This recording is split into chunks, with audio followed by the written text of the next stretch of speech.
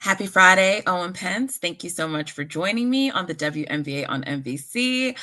Always a lovely time to talk with you. Owen is a freelance journalist covering the WNBA, and he's old school. And I mean that in a good way. He has been here, and this is why I really wanted you here today because I wanted to talk a little bit about Angel Reese, who the ending to her season has been so odd, right? And we've already spent a lot of time here. I've had discussions with it about Angel with Callie. So we've been covering and staying up to date on what's been happening with Angel. But she did not play her final 3 games of the season. I want to say one was in part due to a suspension for technical fouls. But then she was suspended half a game for comments that she made to the Chicago Tribune as part of regular media availability, in which she, criticized the front office and said they need to get in better players. And she did say some comments about her teammates, which I don't think she intended anything ill, but did not seem to be received well by them. We'll just leave it as that. You can go back and watch our prior segments for our conversation about that. And so she was suspended half a game when they went to Vegas to play the Aces. But then she never ended up coming in for that second half of the game, which was fine because the half game suspension didn't make sense. But the reason was for a reported back injury. I don't want to say that a team will lie, but it seemed a little suspect, admittedly. We don't know, but that's the reason she officially missed the game. And she hasn't played again since that because of the back injury. So she completed her season again, similar to last year, not playing out the season due to injuries, but this one with some added controversy. And so I just think Angel's in a unique situation, or to me, Owen, at least from my knowledge, it feels like a unique situation for the league. Definitely not the first time a player wouldn't be pleased with their team and not pleased with the Chicago Sky. But Angel was supposed to be a franchise cornerstone. She is, at least based today on popularity and ability to draw in viewership and people at games. She is probably their biggest star. And I don't mean that as a disrespect to a Candace Parker or anything like that. We're just in a period of the WNBA where these new rookies coming in have a different level of star power. I mean, Angel Reese has more followers than the WNBA and the Chicago Sky, their actual accounts. She is she's beyond just a WNBA star. She is she's a rock star, right? She's been in Vogue, she's been in all these things. And so she's also on a rookie contract, something that is very valuable with the CBA about to, it's being negotiated, but there could be a stalemate. We just don't think, the season may not open in time. And so everyone's saying she might get traded. And I'm just floored. I understand Chicago Sky's history, but would they really part with Angel Reese? Do you think, with everything you know about this organization, that that's the road that they're going to go down and trade her?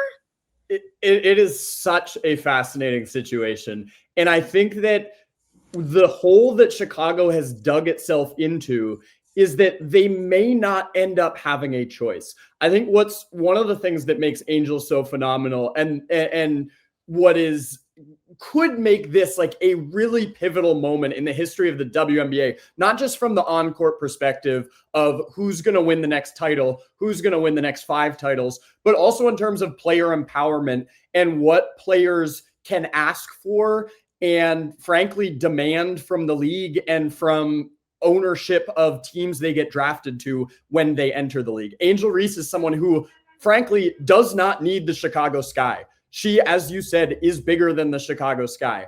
And I think it's important to mention that Angel Reese entered the league fully open arms to this organization. It's not like she came into the league and was immediately I don't rock with the Sky and I don't want to play here. She has given them a chance. Now, some people might say 2 years, how is that enough time to figure out whether this is going to be your franchise for the rest of your career.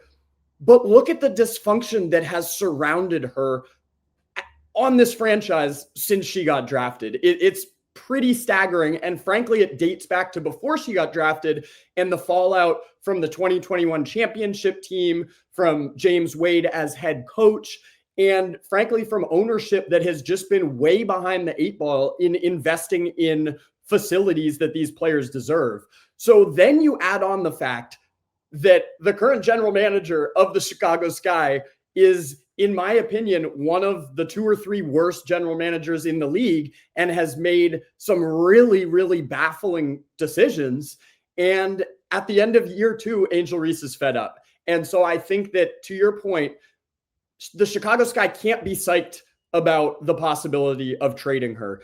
But the other option is Angel Reese is not a happy camper entering year 3. And let's be real, the Chicago Sky roster is not going to be that much better next year. There aren't ways for them to instantly get better. There are ways for them to build gradually, but this is not going to magically be a playoff team next year. It might have been if they had kept the pick that became Sonia Citron, but that's one of the reasons why we are here.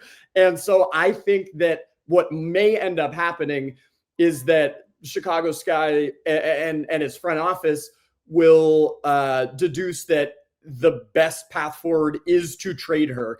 And the leverage that Chicago does have is that even if Angel demands a trade or insinuates that she doesn't really want to come back to Chicago, there are going to be so many suitors that want to try to trade for Angel Reese. I think, as you said, she has 2 years left on a rookie contract in a year where a new CBA is being negotiated and almost every major player is going to be a free agent. So if you're a contending team, the idea that you could add Angel Reese in year 3 and 4 on a rookie scale contract would be incredibly attractive to your team building outlook.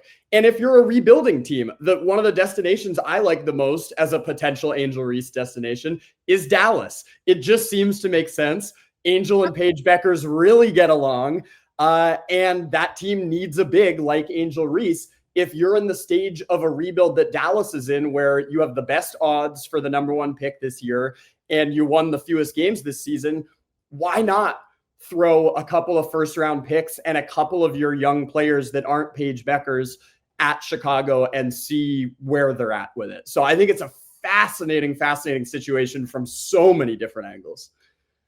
I hear you. I guess the last thing I'm just going to say is that, Owen, I just think a potential path forward is getting rid of the GM who's at the heart of the issue. And I really never like to suggest that someone should lose their job, but fans last night were at the game with chanting, "Fire Jeff," and also wearing Free Angel t-shirts. Like, your fans, and also it was reported that it was pretty empty. Like, your fans have told you they want to come and are coming for Angel Reese. So I don't know. That path forward where like trading her will get you back some assets you lost to try to rebuild, sure.